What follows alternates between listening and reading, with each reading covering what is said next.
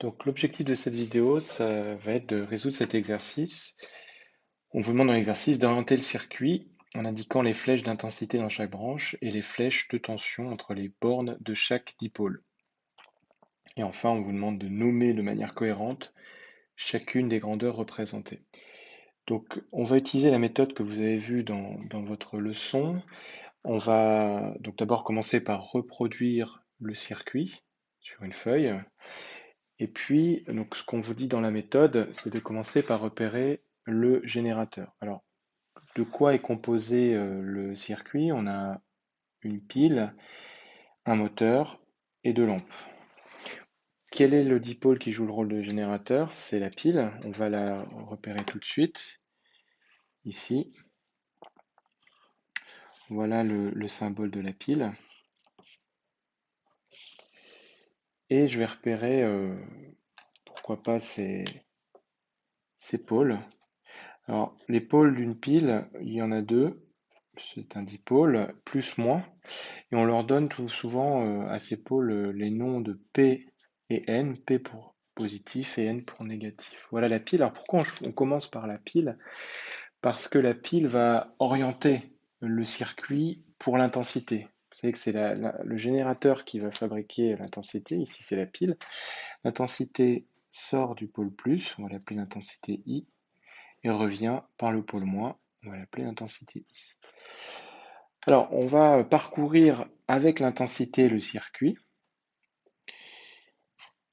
Voilà, intensité I qui se déplace ici. Et puis, on arrive au moteur.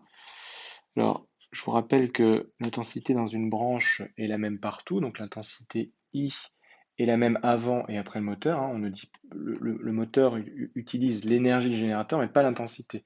L'intensité est la même et unique dans une branche. C'est la loi de l'unicité de l'intensité. On arrive à un nœud ici, cet endroit-là. Donc l'intensité va s'être partagée en deux. Une partie qu'on peut appeler I1 et puis une partie qu'on peut appeler I2. Même chose, hein, avant et après un dipôle, l'intensité est unique dans une branche. Donc I1 est conservé, hein, et I2 est la même avant et après la lampe. I1 et I2 se rejoignent à nouveau au nœud. Ici, on pourrait appliquer la loi des nœuds. On dirait que I1 plus I2 est égal à I, et on revient à la pile. Donc là, on a fait l'orientation d'un point de vue des intensités. On va pouvoir ajouter les flèches de tension. Alors avant de faire ça, on va peut-être mettre des points. On va repérer donc, chaque dipôle à deux pôles. Je fais des points bleus pour chaque pôle de dipôle. Donc j'avais déjà commencé par appeler P et N les pôles pardon, de la pile.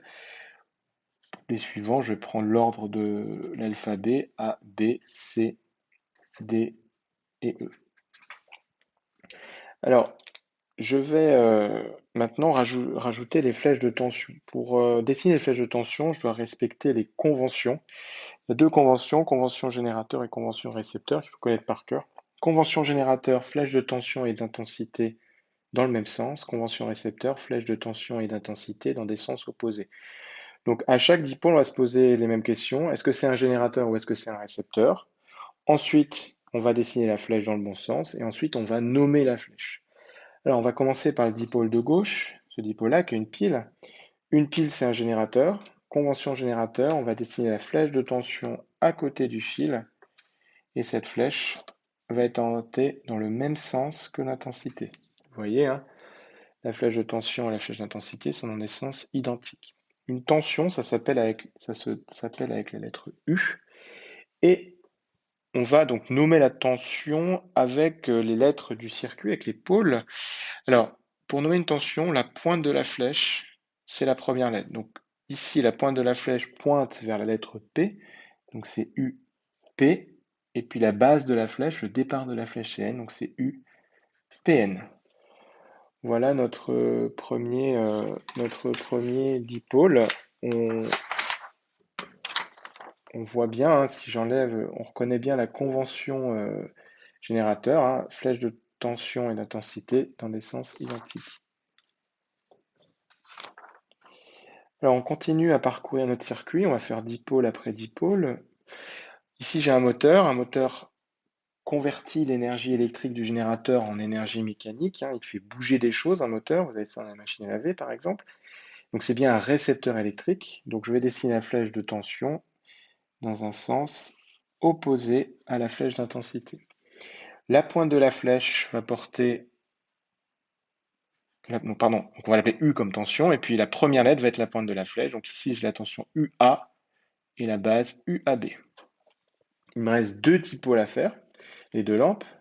Alors, la lampe de gauche, c'est un récepteur, hein, une lampe convertit l'énergie électrique ou le travail électrique du générateur en radiation lumineuse, en lumière.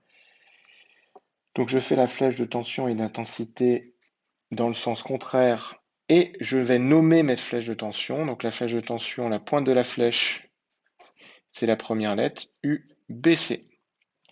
Et puis enfin la dernière lampe, c'est la même chose, vous avez compris. Tension et intensité dans les sens contraires, U pour tension, et puis pointe de la flèche, c'est la lettre D, ça fait U, D, E. C'est terminé, chaque dipôle est orienté, hein, on a respecté les conventions récepteurs et générateurs, donc si on résume un petit peu la méthode, on commence par repérer le générateur permet d'orienter en termes d'intensité le circuit complet. Quand on arrive à un nœud, l'intensité se coupe en deux ou en trois si c'est un nœud un peu plus compliqué que celui qui est ici, où il y a trois branches par exemple. Hein, donc chaque intensité secondaire, on va mettre un indice, I1, I2, I3 et plus si affinité. Et ensuite, on s'intéresse aux tensions. Pour orienter les flèches de tension, on utilise les conventions récepteur et générateur. Convention générateur, les deux flèches sont dans le même sens. Convention récepteur, les deux flèches sont dans des sens opposés.